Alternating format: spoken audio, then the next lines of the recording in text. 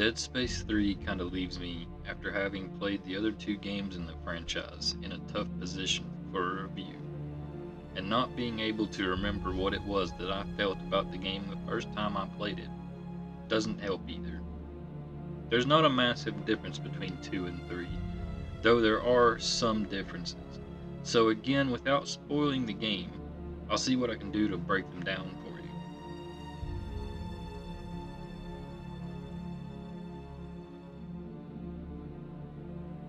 The whispers are back, but are they really?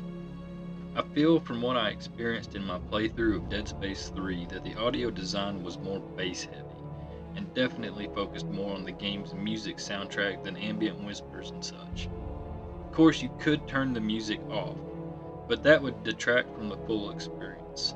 So with in-game audio levels all set to about the same point, the music is what you would notice front and center. It's enjoyable, but makes this feel more action-oriented than space terrifying.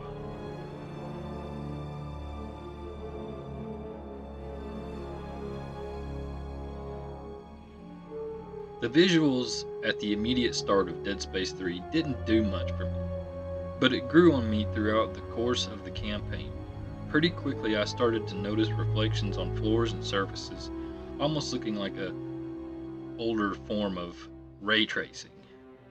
I don't actually know what they called this before ray tracing, just reflections I guess, but the lighting looks really nice, textures and particle effects easily on par with Dead Space 2.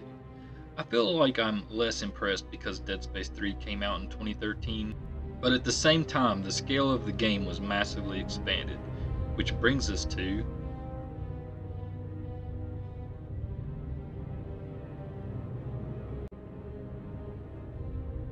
this is where I'll be able to draw more comparisons, as this is where the game makes a departure from the origins of the series. Gone are the days of save stations, instead replaced by checkpoint saves and a little autosave icon, and saving upon exiting the game. Gone are the days of ammo types and true inventory management, as all weapons now share ammo reserves, and you can only have 2 weapons at a time. However, it is technically still full, as you can have an upper and a lower attachment on each of your weapons, which is where the biggest change to the gunplay happens.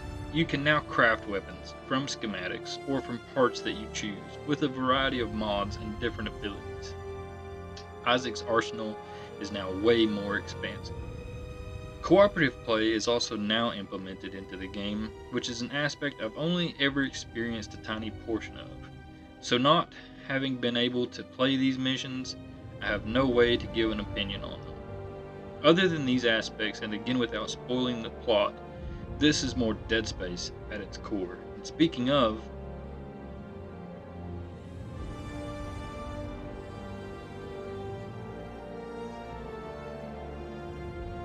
if Dead Space 2 loses the plot for me because of its familiarity, Dead Space 3 goes pure buck wild. I can't really say much on this subject that wouldn't spoil the campaign, so I guess that's pretty much where I have to leave it.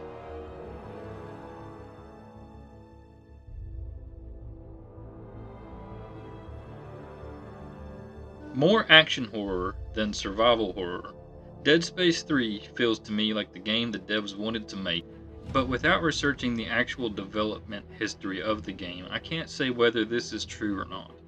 And with as much drama and sadness circled around modern releases of AAA games, I'm not sure I myself wish to drudge up the past to see if this could be determined as their best vision for the game. So just to put it plainly and simply, it's more action horror than survival horror. That's the tagline for my Dead Space 3 review. Thanks to those that support me, thanks to my patron Swift Logic, and thanks to you if you watched this far. I believe my next game to stream is going to be Resident Evil Village. It will be coming up on YouTube shortly after this review. I hope all finds everyone well, and remember to be safe and be good. Hope to catch you in the next video.